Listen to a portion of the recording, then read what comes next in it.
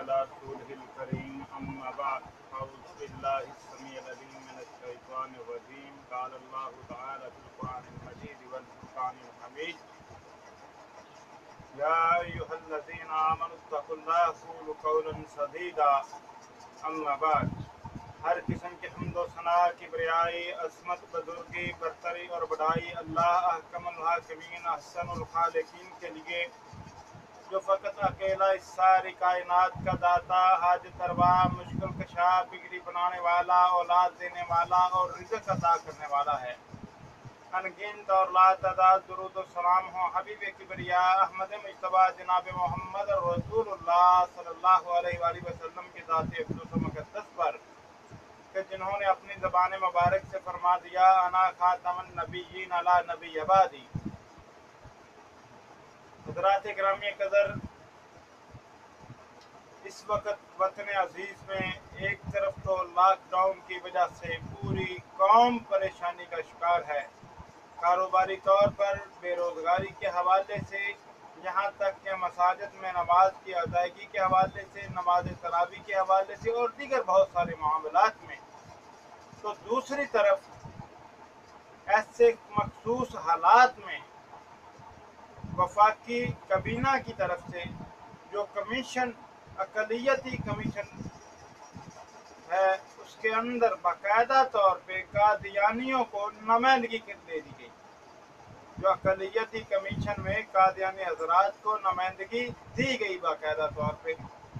تو اس حوالے سے جیسے ہی خبر چلی بہت سارے دوستوں کی طرف سے سوال اٹھایا گیا، پوچھا گیا کہ یہ کیا ماجرا ہے، بہت زیادہ وطن عزیز میں اضطراب کی کیفیت پیدا ہوئی۔ تو اس حوالے سے چند گزارشات آپ کے سامنے پیش کروں گا جو بڑی ہی قابل غور قابل اس جو اقلیت کمیشن میں باقاعدہ نمائندگی دی گئی ہے، اس کے کچھ مثبت پہلو ہیں، کچھ منفی پہلو ہیں اور اشکالات ہیں، شکوک و شبہات ہیں جو سارے آپ کے سامنے رکھنا چاہتا ہوں تاکہ سارے معاملات کلیئر ہو سکیں۔ پہلی بات کہ جس طریقے سے شکور بھائی چشمے والے جو قادیانی ہیں ان کی رہائی کے بعد انہوں نے جا کے ٹرمپ کے سامنے اپنا رونا رویا کہ جناب پاکستان میں ہمارے حقوق کی خلاف ورزی کی جاتی ہے، ہمیں حقوق نہیں دیے جاتے، اور اقوام متحدہ کے اندر بھی اس چیز کو اچھالا گیا۔ تو اس ساری صورتحال کو مد نظر رکھیں اور بین الاقوامی دباؤ کو مد نظر رکھیں تو یہ دیکھنا، یہ سوچنا قرین قیاس نہیں ہو سکتا کہ گورنمنٹ نے باقاعدہ طور پہ اس پریشر کو جو ہے اس پر موجود تھا اس کو ریلیز کرنے کے لیے، کم کرنے کے لیے باقاعدہ طور پہ اقلیتی کمیشن میں قادیانیوں کو نمائندگی دی، ان کے آئین پاکستان کو نہ ماننے کے باوجود۔ تو ایسے حالات میں جب نمائندگی دی گئی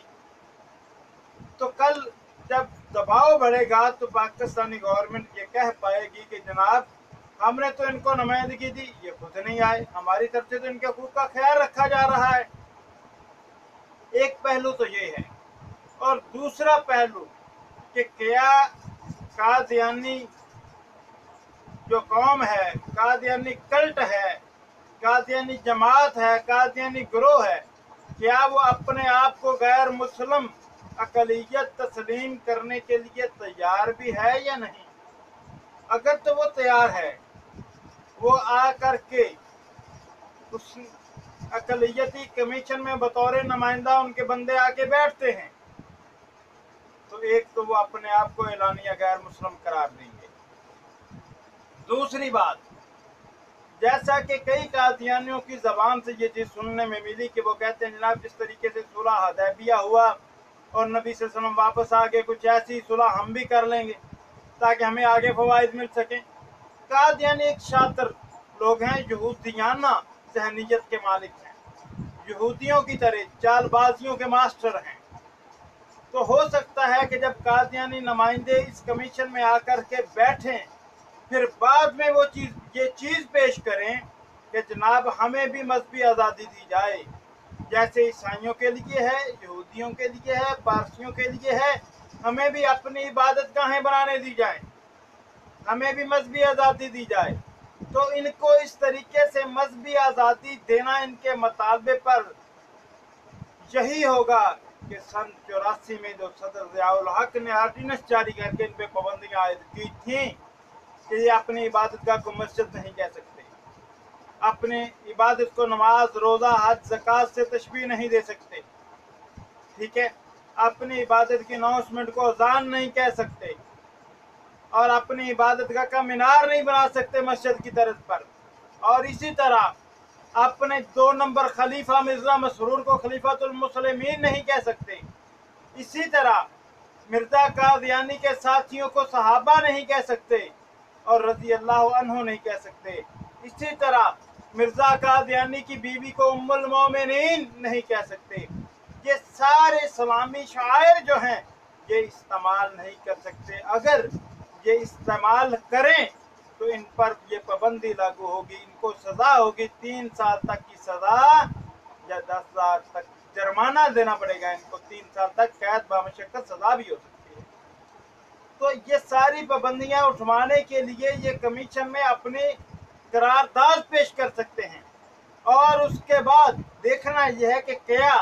जो 84 में ज़ियाउल हक साहब ने आर्डिनेंस जारी किया था, क्या उस आर्डिनेंस को किसी सदारती आर्डिनेंस के जरिए ख़त्म किया जा सकता है, या कि उसके लिए असम्बली में से 2/3 अक्सरियत की ज़रूरत लाज़मी है। अगर तो एक सदारती आर्डिनेंस को सदारती आर्डिनेंस के जरिए ख़त्म किया जा सकता है तो ये हमारे लिए बहुत ही अहम पॉइंट है और हमें होशियार रहने की ज़रूरत है और बेदार रहने की ज़रूरत है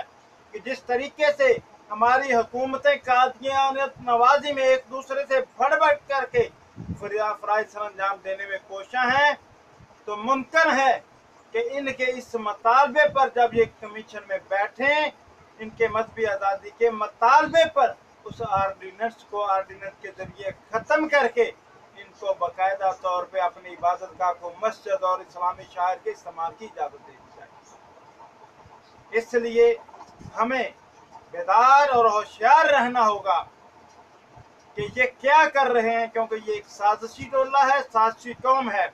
और इमरान खान खुद भी कादियानियत नवाज और उसके जो वजीर मशीर हैं, खुसूसन फवाद चौधरी, फैसल वाडा और फरदौस आशिक अमान वगैरह, ये सारे कादियानियत नवाजी में एक दूसरे से बढ़ करके मुल्हद और मजहब बेदार हैं। तो हो सकता है कि ये साजिश के जरिए बाकायदा तौर पे उस आईने पाकिस्तान के उन शिक्कों को जो एक आर्डिनेंस के जरिए आईने पाकिस्तान में दाखिल की गई हैं, उनको आर्डिनेंस के जरिए ही ख़त्म करने की प्लानिंग होगी। इसलिए हमें इस तरफ भी तवज्जो देनी होगी, हमें होशियार और बेदार रहना होगा और कादियानियों की साजिशों को समझना होगा और कादियानियत नवाज़ों के इन चालों को समझना होगा। इनके लिए हमें कोई मौका नहीं देना चाहिए। और याद रखिए, हमारे कुछ बाज़ दोस्त जज्बात में आकर के कहते हैं जनाब ये मुर्तद और ज़िंदीक हैं, लिहाजा इनका हुक्म कत्ल का है। तो मेरे भाई, हम आईने पाकिस्तान के तहत मुर्तद और ज़िंदीक की सज़ा कत्ल नहीं है। ये देखिए, इस्लाम के अंदर ज़रूर है लेकिन आईने पाकिस्तान के तहत नहीं है। और हमारे जितने सेनेटर, MNA, MPA सारे मशीर हैं, ये आईने पाकिस्तान के पाबंद हैं। और आईने पाकिस्तान में अक्सर कवानीन गैर शरई इस्लामी कवानीन के मुतसादम बनाए गए। हालांकि ये चीज़ वाज़ेह थी, आईने पाकिस्तान के अंदर ये शेक मौजूद है कि कोई भी कानून कुरान और सुन्नत के मुनाफी नहीं बनाया जा सकता, लेकिन इसके बावजूद एक नहीं बेशुमार कानून कुरान और सुन्नत के मुनाफी बनाए जाते रहे और बनाए जाते हैं। और ये लोग जो हम असम्बलियों में भेजते हैं ये बनाते रहेंगे। और जो शख्स पार्लियामेंट में जाकर के सबसे पहले हलफ इस बात का उठाता है कि वो आईने पाकिस्तान का पाबंद होगा गैर मशरूत तौर पर, तो याद रखिए वो कुरान और सुन्नत के नफाज की बात कैसे कर सकेगा पार्लियामेंट में जाके। तो इस हमें होशियार और बेदार रहना होगा। महज जज्बाती नारा लगा करके कि ये मुर्तद हैं, ज़िंदीक हैं, फलां हैं, खामोश नहीं हो जाना चाहिए, बल्कि कादियानियों की साजिशों को, कादियान नवाजों की चालों को समझते हुए उनके खिलाफ मजबूत लाएअमल इख्तियार करना चाहिए और होशियार बाश रहना चाहिए,